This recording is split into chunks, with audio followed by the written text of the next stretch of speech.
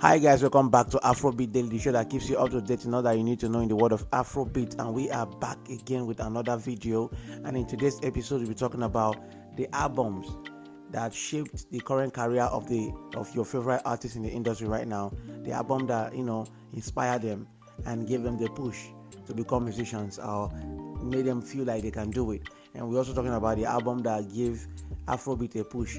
As you all know, Afrobeat has been there since the 70s, with Fela being the accredited face of Afrobeat and the originator of Afrobeat in Nigeria, to the early 90s and late 90s of the beginning of Two-Face and Idris Abdulkarim and P-Square in career. We have albums that actually show when Afrobeat really kicked off. And in this, we are going to be talking about the albums and the year they were dropped and the impact they made in the industry. So we'll start with the album. We'll start with Two-Face album, Face to Face album of 2004. That album, is the first album I heard. It's the first album I heard as a child when I was like, okay, so music can be translated in my language and we can really understand it, that okay, we have the talent as a people to go into music. And that album left a lot of mark in young people who actually got inspired to make music.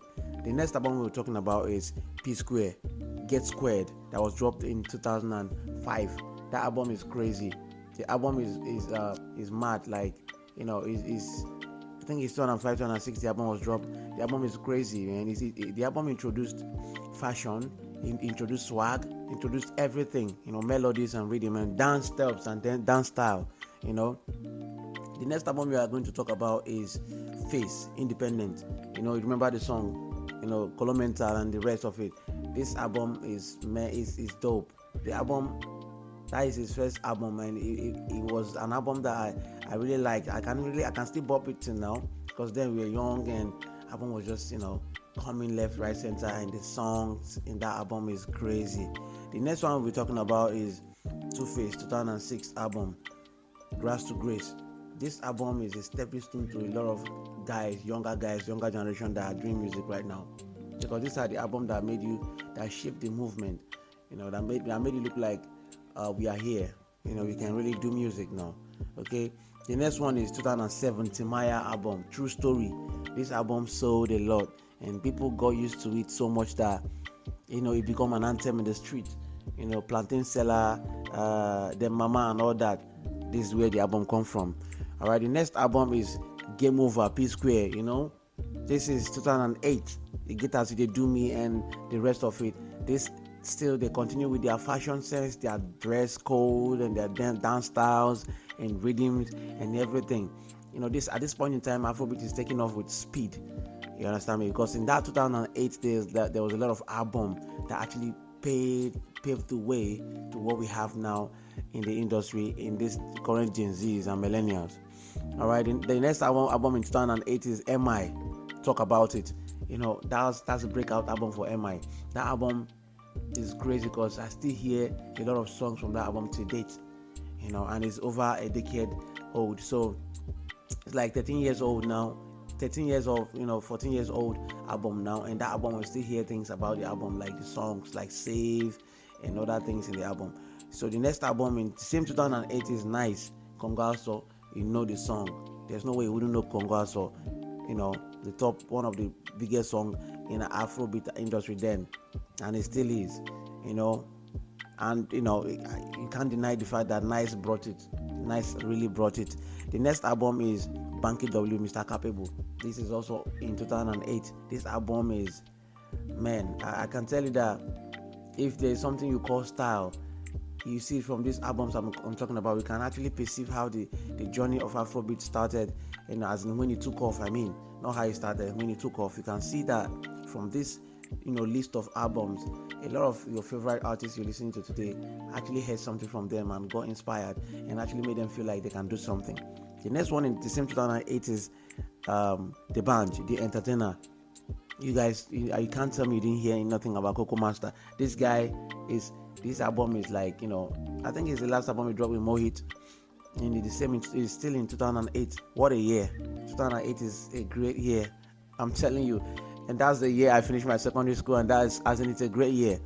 Okay, the next album is My P by Neto C. If you know Neto C very well, you know that he actually contributed a quota in the industry as well. because of his album and his songs and the style and everything. He raps on Afrobeat and all that. So the next album in line is One The Co from Mushi to Mohit. The album is mad. The album is crazy, and it was also dropped in 2008. So all this album in 2008 actually gave a lot of push, as in the A plays and A wave. And remember, this time the amount of this time there was no social media.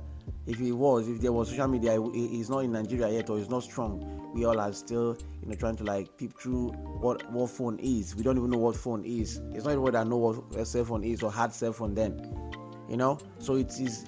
We all play this song in CDs, or not even MP3 or Walkman. So these are the albums I'm talking about. Now the next album is 2009, and this is memorable because it's one of the album of that year, and it's CEO by Da Green. May you so rest in peace. This album, throw light into people's life. I'm talking about people like Olamide.